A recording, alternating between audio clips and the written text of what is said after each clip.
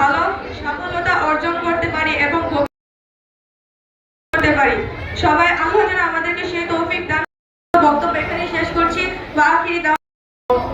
এবং বিশেষ করে এবারও আপনারা আপনাদের ছেলে মেয়েদের মতো এরা যেন দাখিল আজকের এই দাখিল পরীক্ষার্থীদের দোয়া অনুষ্ঠানে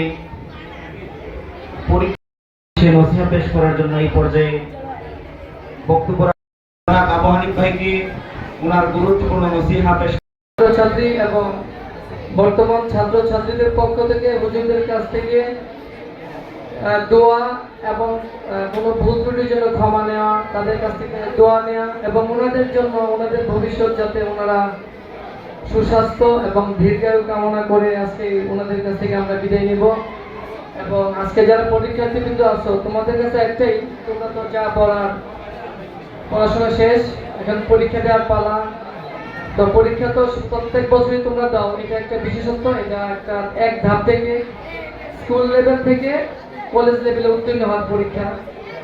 তো আর পরীক্ষাকে ভয় না করে পরীক্ষাকে জয় করার জন্য